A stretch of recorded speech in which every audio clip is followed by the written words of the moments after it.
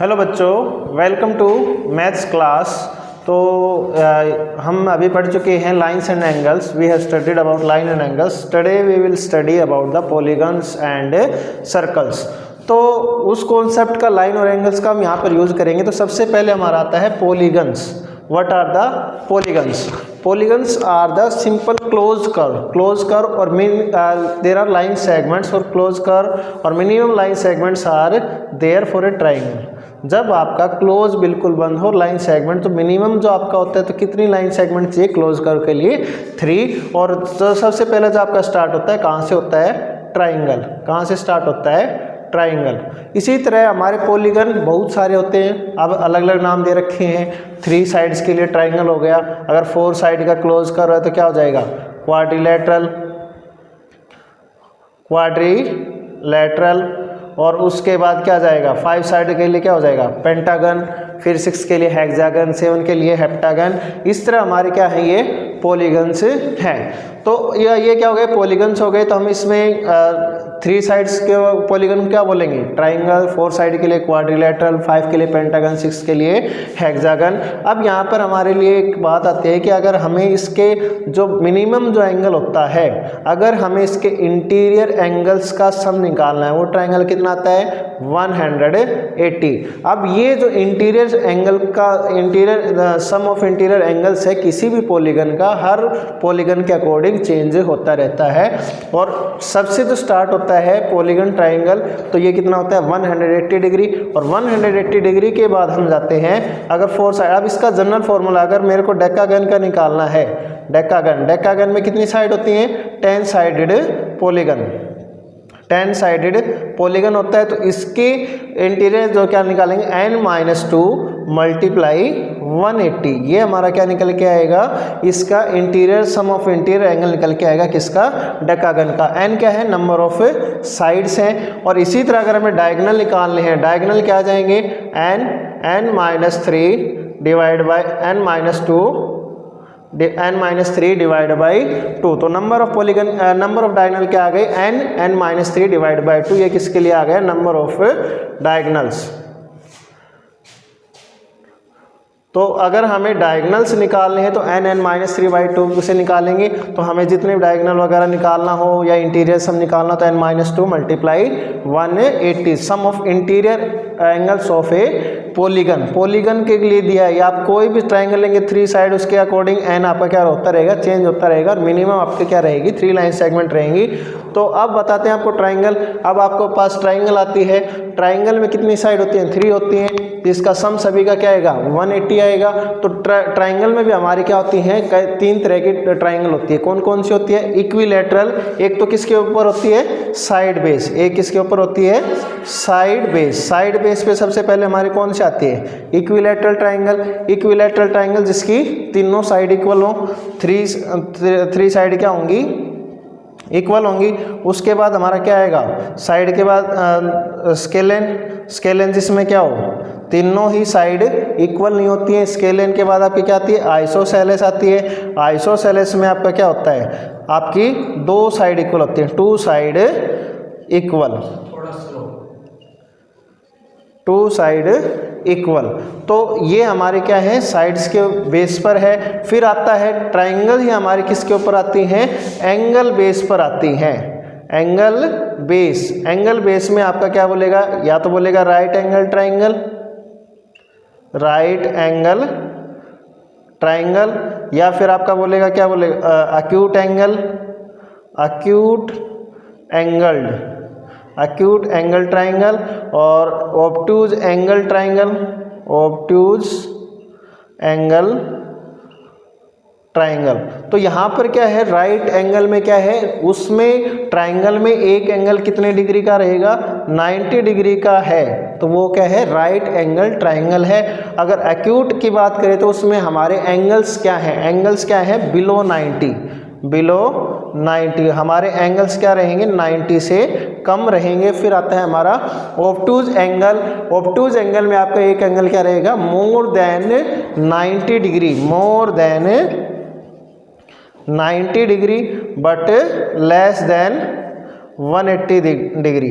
तो यहाँ पर आपको पता है, आपने पढ़ा है एंगल्स के बारे में, लास्ट लेक्चर में हमने पढ़ा था। तो ऑब्टूज एंगल क्या होता है, 90 डिग्री से अबोव और 180 से लेस। तो हमारी ऑब्टूज एंगल ट्राइंगल क्या होती है, less than more than 90 degree और लेस देन 180 डिग्री आपका क्या होता है। अगर एक एंगल आपका इसमें बिलोंग करता है तो आपकी कौन सी है, ऑब्टूज एंगल ट्राइंगल है। अब इसके बाद हमारे पास कुछ क्वेश्चन है, तो क्वेश्चन भी करेंगे। और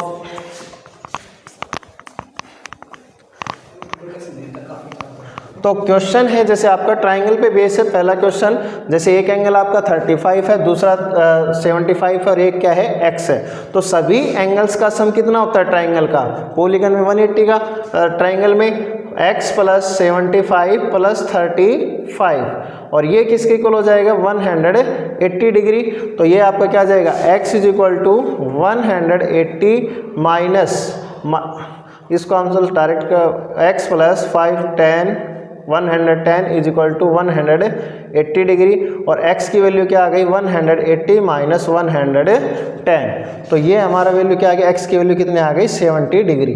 ये हमारा क्या आ गया, 70 डिग्री। और फिर ऐसे ही हमें क्या निकालना है, इसमें x और y की दोनों की वैल्यू निकालनी है। तो x y दोनों की वैल्यू निकालनी है, तो आप देखेंगे ये चार साइड का है, 1 2 3 4, चार साइड का क्या होता है, क्वाड्रिलेटरल। और क्वाड्रिलेटरल के इंटीरियर का सम कितना आएगा, 360। कितना आएगा, 360। तो हमें क्या करना है, सभी एंगल्स का क्या करना है, सम करना है। किस किस का, जैसे, लेकिन सबसे पहले हम क्या निकालें, x निकालें। और x आपका 130 plus 20 plus x equal to 180।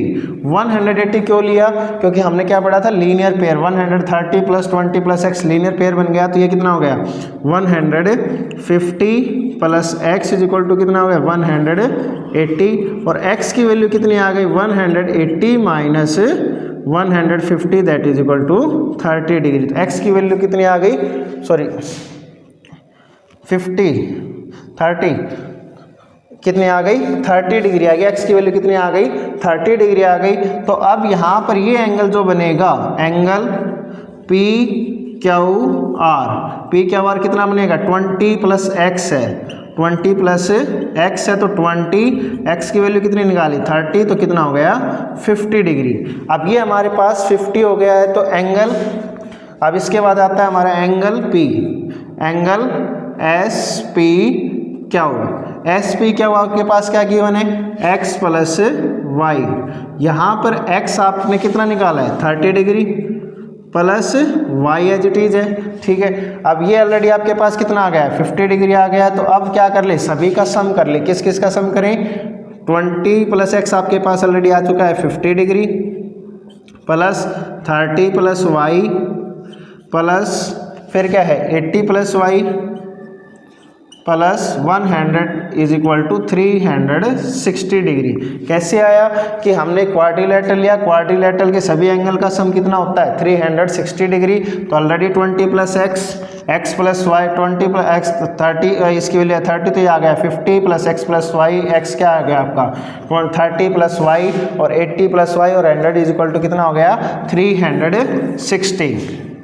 अब इनका क्या कर ले, सम कर ले, वाई कितना हो गया, 2y प्लस 50 प्लस 30 80 और 100 180 और 80 260 इक्वल टू कितना हो गया, 360।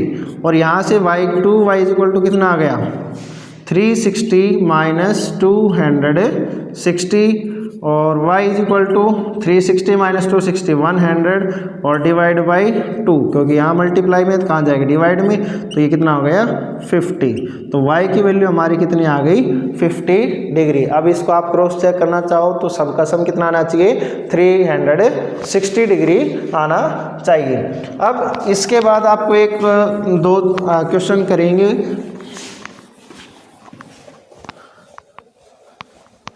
अभी आपका एक क्या होते हैं, स्क्वायर होता है। आपको 4 साइड क्वाड्रिलेटरल के टाइप्स के बारे में बता रहा हूँ, क्वाड्रिलेटरल के साइड्स बता रहा हूँ। क्वाड्रिलेटरल में आपका एक तो क्या बन गया, पैरेललोग्राम, जो पहला फिगर होता है पैरेललोग्राम, और उसके बाद क्या आता है आपका स्क्वायर, स्क्वायर, रेक्टेंगल, और आपका क्या होता है रोम्बस। अब यहाँ पर डिफरेंस क्या क्या है, पैरेललोग्राम में तो हमारी क्या होती है अपोजिट साइड क्या होती हैं पैरेलल होती हैं और क्या होती हैं इक्वल होती हैं, और डायगोनल क्या करता है बाइसेक्ट करता है। और स्क्वायर और रेक्टेंगल, रेक्टेंगल में आपको पता है कि अपोजिट साइड क्या रहेंगी पैरेलल रहेंगी, एक आपका क्या बनेगा एंगल बनेगा, एंगल क्या रहेगा 90 डिग्री का रहेगा। और स्क्वायर, स्क्वायर में आपका स्क्वायर में ऑल साइड इक्वल, 4 साइड क्या रहेंगी इक्वल रहेंगी, एंगल आपका 90 रहेगा। और फिर आपका क्या करेगा बाइसेक्ट करेगा, बाइसेक्ट भी कहाँ करेगा 90 डिग्री पर ही करेगा। और यहाँ पर बाइसेक्ट इक्वल करेंगे लेकिन 90 डिग्री का नहीं होगा। फिर आपका रोम्बस, रोम्बस में आपका क्या है सारी साइड क्या रहेंगी इक्वल रहेंगी, लेकिन आपका क्या रहेगा डायगोनल आपके डिफरेंट रहेंगे। फिर आता है हमारा सर्कल, सर्कल। अब सर्कल में आपका किस तरह से होता है, आपका एक पॉइंट से हर पॉइंट पे डिस्टेंस क्या रहता है इक्वल रहता है, तो इसको क्या बोलते हैं रेडियस बोलते हैं। यहाँ से यहाँ तक की दूरी कहीं भी ले तो क्या रहेगी इक्वल ही रहेगी, चाहे यहाँ से यहाँ हो चाहे यहाँ से यहाँ, यहाँ से यहाँ, तो आपकी रेडियस क्या रहेगी सभी में इक्वल रहेगी। तो हम सेंटर से इस पॉइंट की दूरी को क्या बोलते हैं रेडियस बोलते हैं। और आपका कंप्लीट क्या बनता है डायामीटर। अगर कंप्लीट की बात करें तो यह क्या बनता है डायामीटर, डायामीटर। अब क्वेश्चन में आपका क्या है एक कोड का वर्ड यूज होता है कोड। अब कोड क्या होती है आपका जो सर्कल होता है, सर्कल में लाइन सेगमेंट जब 2 पॉइंट को टच करती है वो क्या होती है कोड होती है। तो अब जो लॉन्गेस्ट कोड होती है वो क्या होती है डायमीटर होती है, लॉन्गेस्ट कोड डायमीटर होती है। फिर आपका एक है सीकेंट, सीकेंट जब आपका सर्कल से एक लाइन पास करती है और 2 पॉइंट को टच करे इस तरह से, तो ये आपका क्या बनेगी सीकेंट करेगी, क्यों सीकेंट कहलाए क्या कहलाएगी सीकेंट।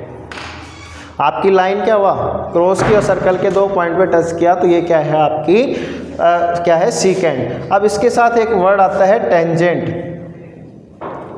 टेंजेंट में आपका क्या है सर्कल है, अब सर्कल का टेंजेंट लाइन है सिर्फ एक पॉइंट पर ही टच करेगी, लाइन जो आपकी है वो कहाँ करेगी आपकी एक पॉइंट पर ही टच करेगी। तो ये क्या है आपका टेंजेंट है, ये क्या है टेंजेंट है। टेंजेंट आपके इनफाइनाइट होते हैं, टेंजेंट क्या होते हैं इनफाइनाइट होते हैं। तो ये क्या है आपका टेंजेंट, टेंजेंट आपके सर्कल के सिर्फ एक पॉइंट पर टच करेगा, लाइन जो है वो आपके क्या करेगी सर्कल के एक पॉइंट पर टच करेगी, तो क्या है टेंजेंट है। जब आपकी लाइन सर्कल के 2 पॉइंट को टच करेगी क्रॉस करेगी तो आपका क्या कहलाएगा सीकेंट कहलाएगा। अब इसके साथ आपकी एक लास्ट प्रॉपर्टी है, लास्ट प्रॉपर्टी क्या है कि आपका जो सर्कल होता है सर्कल के क्या होते हैं लॉन्गेस्ट कोड क्या होते हैं डायमीटर होता है। अब यहाँ से जो भी एंगल बनेगा वो आपका क्या बनेगा 90 डिग्री का बनेगा, डायमीटर से आपका एंगल क्या बनेगा सेमी सर्कल में आपका 90 डिग्री बनेगा, राइट एंगल बनेगा। चाहे आपका क्या हो सेमी सर्कल हो, तो सेमी सर्कल में भी हमारा क्या रहेगा, ये तो था सर्कल, अगर आपका सेमी सर्कल दिया है तो सेमी सर्कल में भी आपका जब आप इस करोगे डायमीटर से तो ये एंगल भी आपका क्या रहेगा 90 डिग्री ही रहेगा। तो आप इतना ही आज के लिए, इतना ही काफ़ी है, ठीक है। तो आप पूरे चैप्टर को रिवाइज करेंगे और कोई डाउट हो तो अगले नेक्स्ट लेक्चर में हम कंप्लीट करेंगे। Thank you.